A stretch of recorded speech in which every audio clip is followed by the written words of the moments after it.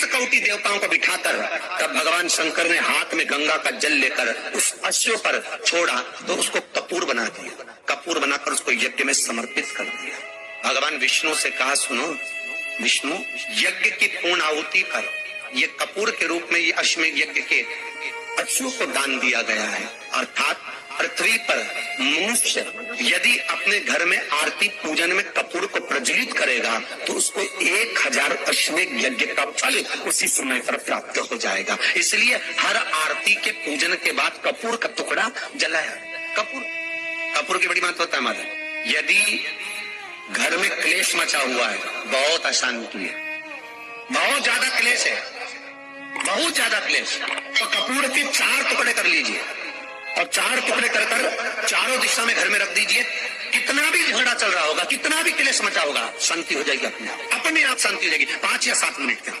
बस कपूर के टुकड़े को 4 दिशा में रख। शिव का स्वरूप है, अश्वमेध यज्ञ का फल प्रदान करने वाला। फैक्ट्री नहीं चल रही हो, कोई व्यापार नहीं चल रहा हो, तो एक कांच की प्याली में कपूर के 7 टुकड़े, फिटकरी के 2 टुकड़े और खड़े नमक का 1 टुकड़ा केवल उस प्याली में रख दीजिए महाराज। 15 दिन तक रखे रहने दो उसको। आपको खुद मालूम पड़ जाएगा कि व्यापार कैसे चलता है। आनंद के अनुभव होने लगे, अपने आप व्यापार दौड़ेगा, अपने आप आपका व्यापार खूब भागेगा। तो की धन संचय और पूत कपूत तो की धन संचय।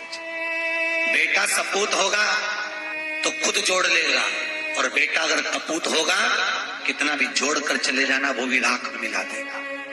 ये आपके ऊपर है, आप अपने बच्चों को क्या बनाना चाहते हो। आप सबको मालूम होगा पहले सर्कस में शेर आता था। अरे बोलो सही है कि गलत है? आता था कि नहीं आता था? आजकल आता है क्या? नहीं। क्यों? गवर्नमेंट ने, वन विभाग वालों ने कहा जितने भी सर्कस में शेर हैं इन शेर को छुड़ाओ और जंगल में छुड़वाओ। सारे शेरों को, जितने भी सर्कस में थे उन सारे शेरों को जंगल में छुड़वा दिया। और वन विभाग वालों ने उनका सर्च किया तो मालूम पड़ा जिस शेर को सर्कस में छुड़वा कर वन में भेजा था उसको 2 कुत्तों ने मार कर खा लिया। किसको? अरे बोलो जम के। शेर को। जो शेर जंगल में रहता था, सारे जीवों का शिकार करता था, उस शेर का शिकार 2 कुत्तों ने कर लिया। क्यों? क्योंकि उस शेर को पिंजरे में रहने की आदत हो गई थी, पिंजरे में हंटर में दब दब कर रहता था। मेरा आपसे केवल एक निवेदन है, अपने घर के बच्चों को सर्कस का शेर मत बनाना कि दूसरे शिकार कर लें। अपने घर के बच्चों को जंगल का शेर बनाना कि वो कहीं पर भी डट जाए पर पीछे ना हट पाए। कल अपन ने गीत गाया था, यहाँ चोड़ी छाती वीरों की, यहाँ भोली सकले हीरो की, यहाँ गाते हैं रांझे मस्ती। अपने बच्चों को ऐसा मत बनाओ कि बाप की जायदाद पे मेरे पापा के पास गोद है, मेरे पास गौद है, मेरे पास गाड़ी है, बंगला है। बच्चों से कह देना ये तुम्हारा नहीं है। याद रखना, खुद जोड़ो, खुद पढ़ो, खुद आगे बढ़ो, और बाप की जायदाद को अपना मत समझना। नहीं तो कभी भी सियोर चली गई तो गौशाला में सब देखे आ जाऊंगी। तुम्हारा नहीं है और हमारे भरोसे पर जीना नहीं है। अपने घर के बच्चों को पिंजरे का शेर नहीं बनाना कि उनको बता दिया हमारे पास इतना गाड़ी है, बंगला है, प्लाट है, जमीन है, बहुत है, अरे बहुत है, हमारी जिंदगी तो निकल जाएगी। बच्चों ने सोच लिया। आज के लड़के यही सोचते हैं, इसलिए तो बाप के पास में इतना छोटा सा मोबाइल होता है और घर के छोटे छोटे बच्चे के पास व्हाट्सएप चलाने वाला मोबाइल होता है। अगर बच्चों को मालूम होता कि मेरे बाप के पास कुछ नहीं है तो बच्चे की हिम्मत नहीं होती कि पापा से कहता पापा मुझे 10,000 का मोबाइल दिला दे, पापा मुझे 15,000 का मोबाइल दिला दे। क्योंकि बच्चों को मालूम है हमारा पिता कंजूस है, जोड़ जोड़ के रख रहा है, आएगा तो हमारी काम कुछ भी हो। और बापों से निवेदन है कि 2 रोटी बिना घी की खाने की जगह प्रेम से खाओ, क्योंकि ये तुम्हारी औलाद तुमको 2 रोटी देने वाली नहीं है बुढ़ापे। होशियार रहकर रहना और खूब पढ़ाओ बच्चों को, मना नहीं है। बट बच्चों को डॉक्टर बनाओ, इंजीनियर बनाओ, सब कुछ बनाओ। आज के जमाने में होड़ लगी है, मेरे बच्चे को मैं डॉक्टर बनाऊंगी, सीए बनाऊंगी, ये बनाऊंगी, वो बनाऊंगी। खूब बनाओ बच्चों को, और सबसे पहले बच्चों को संस्कारित बनाना।